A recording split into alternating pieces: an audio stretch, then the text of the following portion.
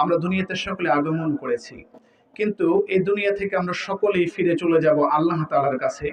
কিন্তু মানুষ এই যে দুনিয়ার সংক্ষিপ্ত সময়টুকু আমরা পেয়েছি, এই সংক্ষিপ্ত সময়টুকু অতিবাহিত করার পরে মানুষ মৃত্যুর পরবর্তী যেটা জীবন রয়েছে আখেরা, সে আখেরাতের জীবনে মানুষ যখন কিয়ামতের ময়দানে সকলে যখন উপস্থিত হয়ে যাবে, সেই সময় বান্দা 9টি বিষয় নিয়ে আফসোস করবে। কয়টি বিষয় নিয়ে বলেন দেখি? 9টি বিষয় নিয়ে হতাশা ব্যক্ত করবে, আফসোস করবে।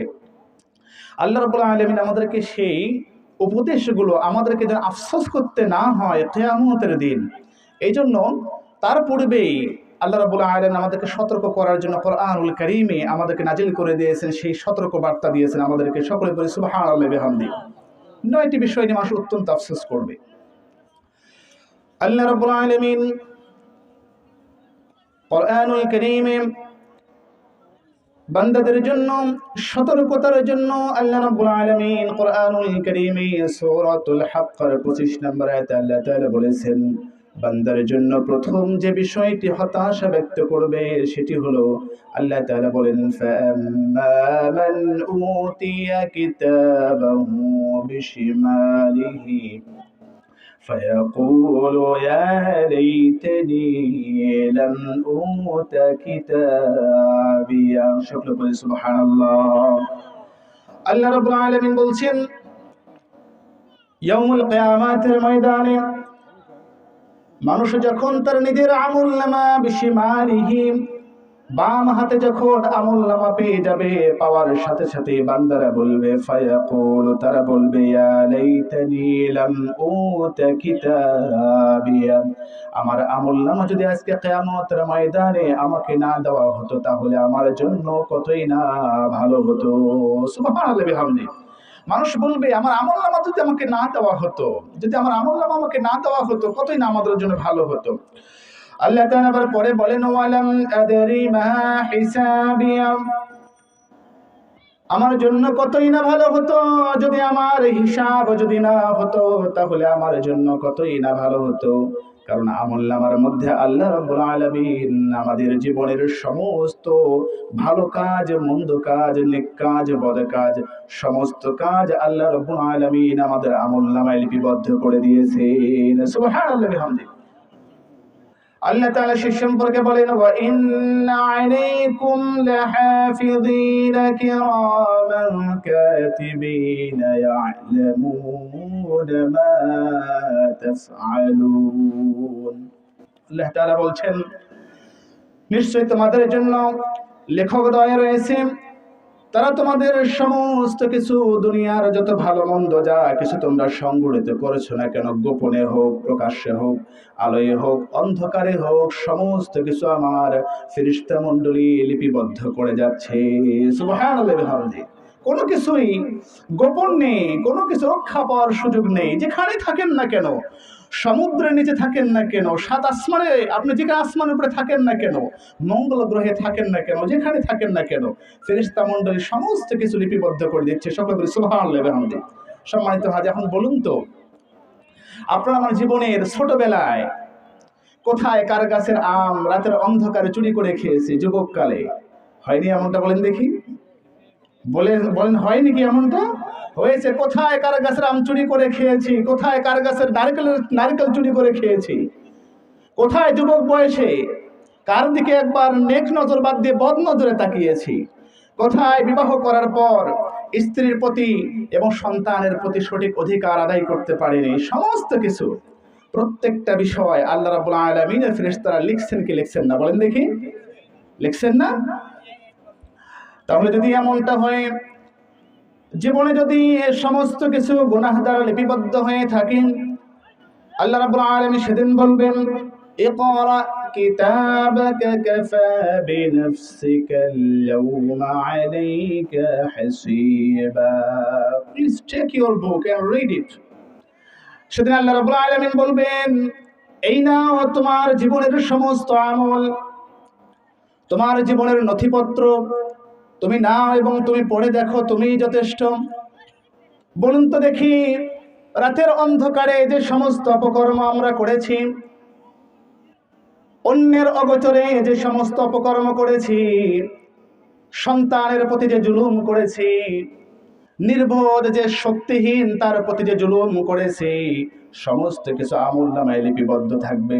বলুন তো দেখি, জীবনের সমস্ত অপকর্মগুলি কোন বান্দা কোনদিন দেখতে পছন্দ করবে নাকি অপছন্দ করবে? বলেন দেখি, অপছন্দ করবে না পছন্দ করবে? অবশ্যই অপছন্দ করবে, যে না, আমি জীবনে এত খারাপ কাজ করেছি, এগুলো আমি দেখবো কেমনে। মানুষ নিজে লজ্জাবোধ করবে। এই জন্য মানুষ বলবে আমার জন্য কতই না ভালো হতো, হতাশা ব্যক্ত করবে। এক নম্বর, কতই না আমার জন্য ভালো হতো যদি আমার আমলনামা আমার হাতে না দেওয়া হতো, তাহলে আমার জন্য কতই না ভালো হতো। সকলে পড়ি সুবহানাল্লাহি ওয়া বিহামদিহি। আল্লাহ রাব্বুল আলামিন আমাদেরকে সতর্ক করে দিয়েছেন যে না, অতএব জীবনের সমস্ত কাজগুলো ভালো মতো করতে হবে। কারণ বলা যায় না কখন এই জীবনটা বের হয়ে চলে যায়, মূল্যহীন হয়ে যাবে দেহ সমস্ত সম্পদ।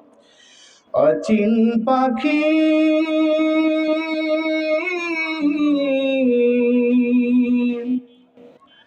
পাখি রে আমার,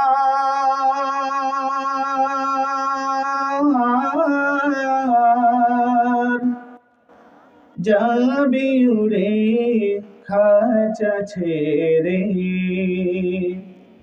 এই পৃথিবীর কইরা সবে পর, এই পৃথিবীর কইরা সবে পর। কথা বলে ঠিক কিনা? যাবে না বের হয়ে একদিন? আল্লাহ রাব্বুল আলামিন বান্দার জন্য ২ নম্বর হতাশার যে বিষয়টি, সেটাকে আল্লাহ রাব্বুল আলামিন কোরআনুল কারীমে নাযিল করেছেন।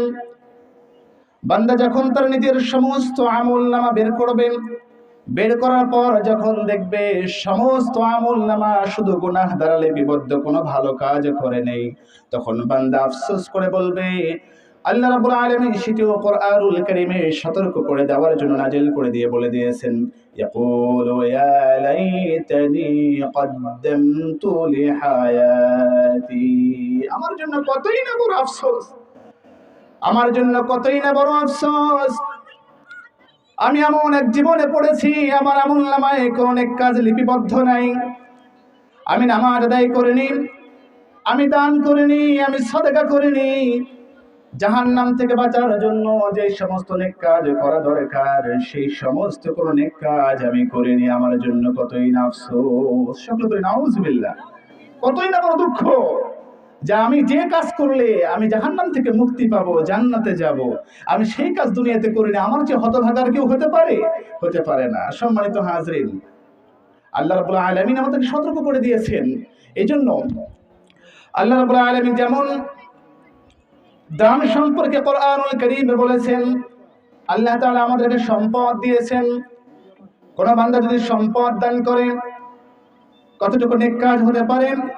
আল্লাহ রাব্বুল আলামিন সে সম্পর্কে কোরআনুল কারীমে বলেছেন, ইয়া আইয়ুহাল্লাযীনা আমানু আনফিকু মিম্মা রাযাকনাকুম মিন ক্বাবলি আন ইয়াতিয়া ইয়াওমুন লা বাই'উন ফীহি ওয়ালা খুল্লাতুন ওয়ালা শাফাআ।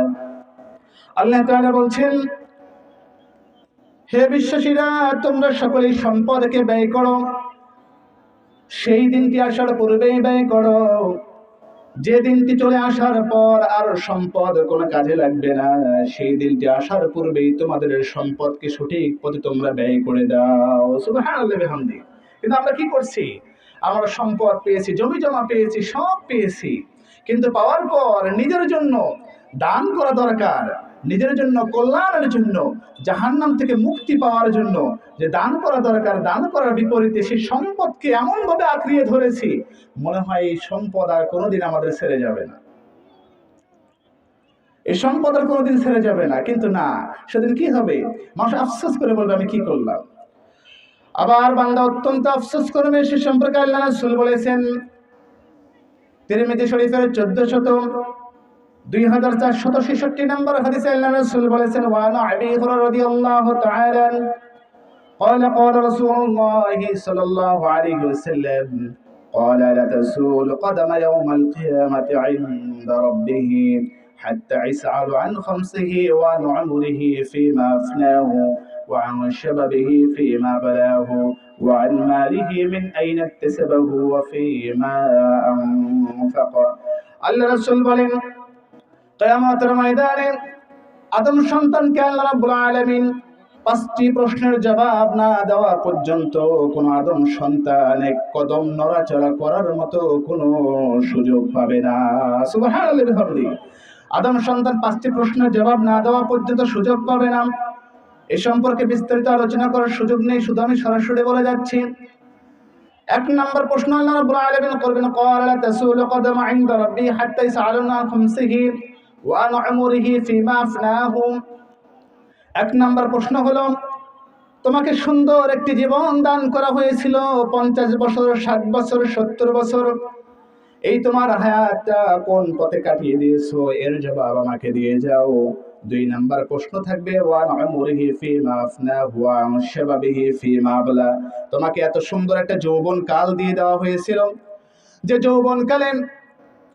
যৌবনকালের ইবাদত আমি আল্লাহ রাব্বুল আলামিন অত্যন্ত বেশি পছন্দ করি, কিন্তু সেই যৌবনকালের ইবাদত তুমি যৌবনকালের সময় এটা কোন পথে কাটিয়ে দিয়েছো তার তুমি হিসাব দিয়ে যাও। সুবহানাল্লাহি ওয়া বিহামদিহি।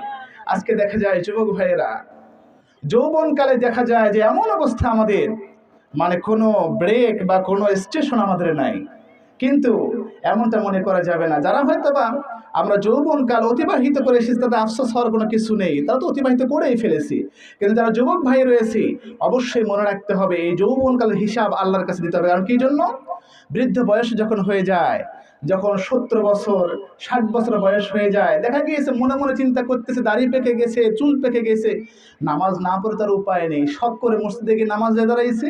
যখন যে নামাজে দাঁড়াইছে তাকবীর বলছে, বলার পর যেই রুকু করেছে, সিজদা করেছে, করার পরে হঠাৎ করে চিন্তা হয়েছে, আচ্ছা কয় রাকাত পড়লাম, 1 রাকাত নাকি 2 রাকাত পড়লাম? কি হয় না এমনটা? বলেন দেখি বৃদ্ধকালে, যারা বৃদ্ধ আছেন ঠিক কিনা বলেন দেখি। এমনটা হয়, মনে হয় যাচ্ছে 1 রাকাত পড়লাম নাকি 2 রাকাত পড়লাম। কিন্তু যুবককালে কি এমনটা হয়? যৌবনকালে এমনটা হয়? হয় না। আবার যখন গভীর রাত হয়ে যায়, অত্যন্ত শীত যখন এসে যায়, যুবকের কাছে শীত অথবা গরম কোনো কিছুই মনে হয় না। কথা বলেন ঠিক কিনা? যুবকের কাছে কোনো কিছুই মনে হয় না। এই জন্য আল্লাহ রাব্বুল আলামিন যৌবনকালের হিসাব কিয়ামতের ময়দানে চেয়ে নেবেন। একটা কথা বলছি, বাজারে গিয়ে দেখা যায়, দেখুন তো, ডাব আছে এবং নারকেল আছে, ডাব আছে এবং নারকেল আছে, কিন্তু দেখা যায়, বলুন তো, বাজারের মধ্যে নারকেলের দাম বেশি নাকি ডাবের দাম বেশি? কথা বলেন দেখি, আপনারা কি কথা বোঝেননি আমার? নারকেলের দাম বেশি নাকি ডাবের দাম বেশি? ডাবের দাম বেশি, নারকেলের দাম কিন্তু বেশি নয়। কিসের জন্য ডাবের দাম বেশি? এই জন্য ডাবের মধ্যে যে পানিটা থাকে, এই পানিটা অসুস্থ মানুষের জন্য উপকার নাকি অপকার? বলেন দেখি। উপকার। এই জন্য ডাবের দাম বেশি। এই জন্য আল্লাহ রাব্বুল আলামিনের কাছে বৃদ্ধর চেয়ে যুবককালের বয়সটা আল্লাহ রাব্বুল আলামিন বেশি পছন্দ করেন। সকলে বলি সুবহানাল্লাহি ওয়া বিহামদিহি। আল্লাহ রাব্বুল আলামিন 2 নম্বর প্রশ্ন ওয়ান উমরি ফিমা বালাহু, যুবককাল কোন বয়সে কাটিয়ে দিয়েছে তার হিসাব দিয়ে যাও। ওয়ান মালিহি মিন আইনা তাসাবাহু ওয়া ফিমা আনফাকা। 3 নম্বর হচ্ছে তোমার সম্পদ কোন পথে আহরণ করেছো, এবং 4 নাম্বার কোন পথে ব্যয় করেছো। ওয়ামাদা আলিমা ফিমা আলিম, তুমি কতটুকু জ্ঞান অর্জন করেছো এবং এই জ্ঞান দ্বারা কতটুকু নেক কাজ করেছো, এর জবাব দিয়ে যাও। সুবহানাল্লাহি ওয়া বিহামদিহি। মানুষ আফসোস করবে, কেন এই কাজ করলাম না, কেন আমার নিজের জন্য, আমার নিজের কল্যাণের জন্য। আজকে দেখা যাচ্ছে কত মানুষ তাদের দানের কারণে, নেক কাজের কারণে, নামাজের কারণে জান্নাতে চলে যাচ্ছে, আর আমি কি করলাম? কিছু করতে পারলাম না। সেজন্য কবি বলেছেন, কত আর করবে বাড়ি গাড়ি, পরে রবে যত সব গহনা শাড়ি, মুছে যাবে সকল অহমিকা, যেতে হবে শুধু একা একা। কথা বলেন ঠিক কিনা? কত আর করবে বাড়ি গাড়ি, পড়ে রবে যত সব গহনা শাড়ি, মুছে যাবে সকল অহমিকা, যেতে হবে শুধু একা একা। জীবনের পরিণতি সর্বদা সবখানে মেনে নাও, মিছে জীবনের রংধনুটা মুছে যাবে একদিন জেনে নাও, থাকতে সময় খোদার রাহে, থাকতে সময় খোদার রাহে নিজের জীবনটা সঁপে দাও, নিজের জীবনটা সঁপে দাও। সকলে আল্লাহুম্মা আমিন। আদম সন্তানের জন্য অত্যন্ত ৩ নম্বর বান্দা হতাশা ব্যক্ত করবে কিয়ামতের ময়দানে। আল্লাহ রাব্বুল আলামিন সে সম্পর্কে কোরআনুল কারীমে বলেছেন, আমি যে বিষয়টি নিয়ে আলোচনা করছি, কিয়ামতের দিন মানুষ ৯টি বিষয় নিয়ে আফসোস করবে। কয়টি বিষয় নিয়ে বলেন দেখি? ৯টি বিষয় নিয়ে মানুষ আফসোস করবে। এর মধ্যে ৩ নম্বর হলো আল্লাহ রাব্বুল আলামিন কোরআনুল কারীমে সূরাতুল আহজাব ৬৬ নম্বর আয়াতে আল্লাহ তাআলা বলছেন, ইয়াউমা তুকাল্লাবু ওয়াজুহাহুম ফিন নারি ইয়াকুলু ইয়া লাইতানি আতা'না আল্লাহ ওয়া আতা'না আর-রাসূল। সকলে বলি সুবহানাল্লাহ। বান্দা আফসোস করে বলবেন, আল্লাহ রাব্বুল আলামিন কোরআনুল কারীমে বলছেন, ইয়াউমা তুকাল্লাবু ওয়াজুহাহুম ফিন নার। বান্দা যখন জাহান্নামে নিক্ষিপ্ত হয়ে যাওয়ার পর, যখন তার মুখমণ্ডল জাহান্নামের আগুন গ্রাস করে ফেলবে, বান্দা যখন জাহান্নামের আগুন সহ্য করতে পারবে না, তখন বান্দা বলবে, ইয়াকুলু ইয়া লাইতানা আতা'না আল্লাহ ওয়া আতা'না আর-রাসূল সাবিলা। আমার জন্য কতই না বড় দুঃখের বিষয়, আমার জন্য কতই না আফসোসের বিষয়। দুনিয়াতে কেন আমি কতবার শুনেছি আল্লাহ রাব্বুল আলামিনের আনুগত্য করতে হবে, কতবার শুনেছি রাসূলের আনুগত্য করতে হবে, এত শুনেছি এত জেনেছি, জানার পরেও কেন আমি আল্লাহ রাব্বুল আলামিনের আনুগত্য করিনি এবং কেমন আল্লাহর রাসূলের আনুগত্য আদায় করি নাই। নাউযুবিল্লাহ। মানুষ আফসোস করবে যে হ্যাঁ, আল্লাহর আনুগত্য করলে জান্নাত পাওয়া যেত, রাসূলের আনুগত্য করলে জান্নাত পাওয়া যেত, কিন্তু আমি কেন আল্লাহ তাআলার আনুগত্য করলাম না, রাসূলের আনুগত্য করলাম না। আজকে দেখা যায় আসলে আমরা কি আল্লাহ রাসূলের আনুগত্য করছি না? কিছুই করছি না। আল্লাহ তাআলা রাব্বুল আলামিন আনুগত্য কিছুই করছি না। আমরা সবাই বলি মুসলমান, কিন্তু আমরা আসলে বাস্তবে কোনো মুসলমান নেই। ওই ব্যক্তির মতো ভাই, বরাবর আমি উদাহরণটা বলে আসলে আমরা কেমন মুসলমান দেখুন। দীর্ঘ ২ বছর পর বলা যায় তাফসীরুল কোরআন মাহফিল অনুষ্ঠিত হচ্ছে, কথা বলেন ঠিক কিনা? ২ বছর পর না? ২ বছর পর তাফসীর মাহফিল অনুষ্ঠিত হচ্ছে, অথচ দেখুন এলাকায় কত মানুষ আছে। দরকার ছিল আজকে মানুষের সেরকম ভাবে আসা, এতদিন পর সে কোরআনুল কারীমের আমরা তাফসীর শুনতে পাচ্ছি, অথচ দেখুন কি অবস্থা আমাদের। ওই ব্যক্তি নিয়ে আমাদের চালচলন কেমন।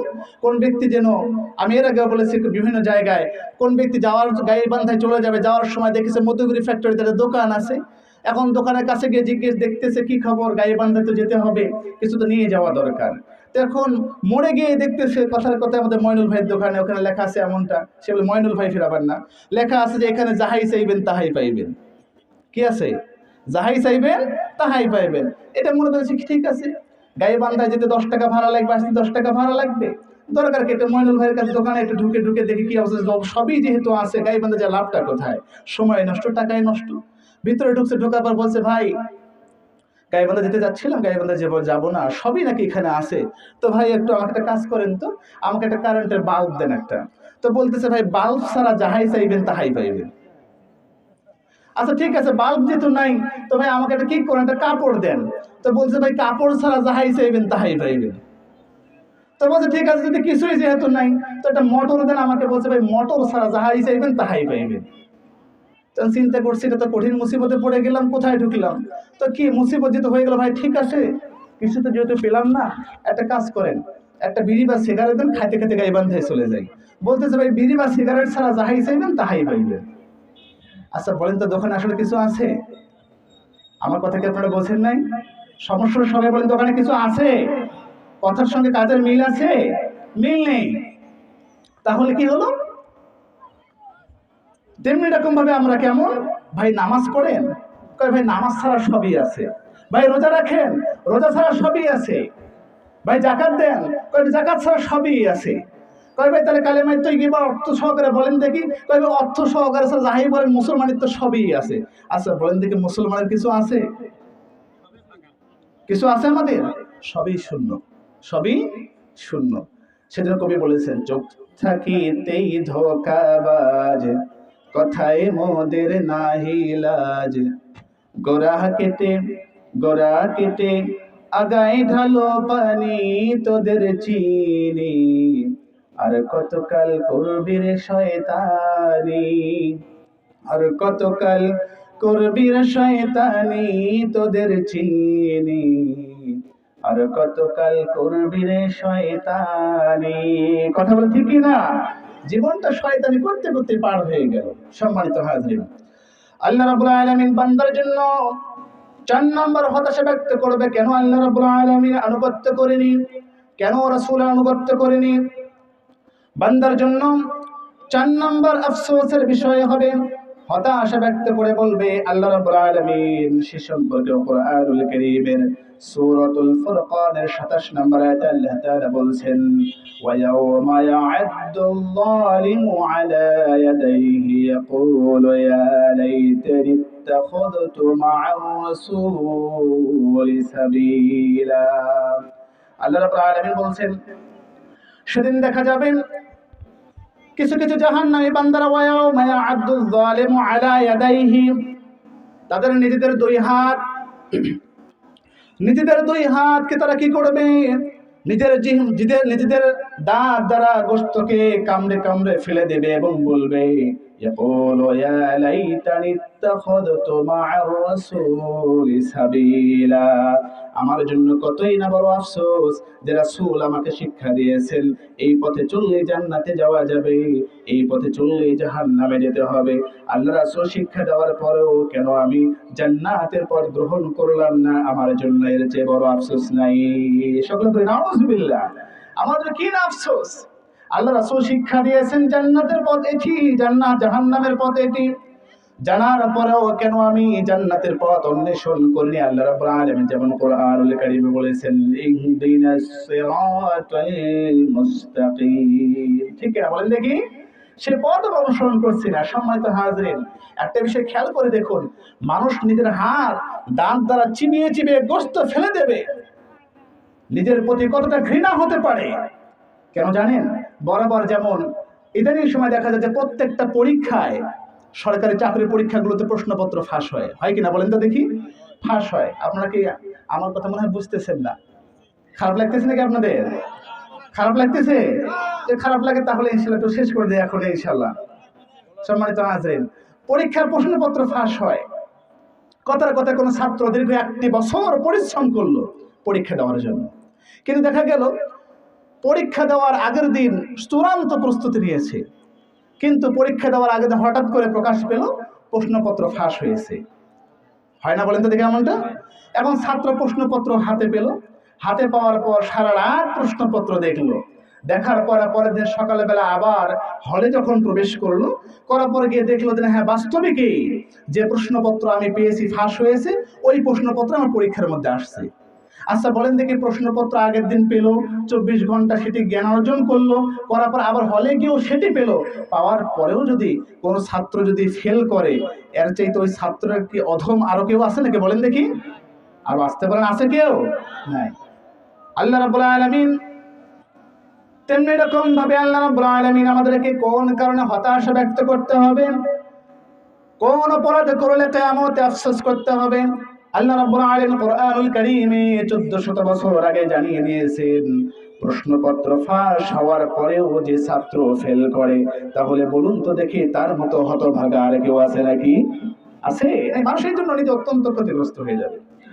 আল্লাহ রাব্বুল আলামিন বান্দার জন্য যতগুলো হতাশার কারণ রয়েছে, 5 নম্বর হতাশার যেটি কারণ, 5 নম্বর বান্দা হতাশা ব্যক্ত করবেন। আল্লাহ রাব্বুল আলামিন কোরআনুল কারীমের সূরাতুল ফুরকানের 26 নম্বর আয়াতে আল্লাহ তাআলা বলেছেন, ইয়াকুলু ইয়া লাইতানি লাম আত্তাখিয ফুলানান খলীলা। আমার জন্য কতই না আফসোস, আমি কেন দুনিয়ার জীবনে চলার সময় এমন একজন বন্ধুকে নির্বাচন করেছিলাম, যে বন্ধু আমাকে জান্নাতের পথ তো দেখানো দূরের কথা, জান্নাতের পথ দেখাইনি, আমাকে জাহান্নামের পথ দেখিয়ে জাহান্নামে আমাকে পৌঁছে দিয়েছে। সকলে নাউজুবিল্লাহ। আমার দুনিয়ার জীবনে কেন আমি একজন ভালো বন্ধু গ্রহণ করলাম না? যে বন্ধু নামাজের সময় হয়ে গেলে বলবে, ও বন্ধু যতই কাজ কর্ম থাকুক না কেন আর কাজ করা যাবে না, চলো মসজিদে নামাজ আদায় করতে যাই, এমন বন্ধু কেন গ্রহণ করলাম না? আমি এমন বন্ধু কেন গ্রহণ করলাম না? যে বন্ধুর ওসিলায় আজকে আমি কিয়ামতের ময়দানে আমি জান্নাতে যেতে পারতাম, এমন বন্ধু আমি কেন নির্বাচন করলাম না? আমার মতো হতভাগা মনে হয় আর কেউ নাই। সেটা তো নাউজুবিল্লাহ। আজকে দেখা যায় দুনিয়ার জীবনে বন্ধু নির্বাচন করার সময় আমরা কি করি? আগে দেখি আগে সম্পদ বেশি কার, কথা বলে ঠিক কিনা? ঠিক কিনা বলেন দেখি? সম্পদ বেশি কার, তার সাথে সম্পর্ক বেশি।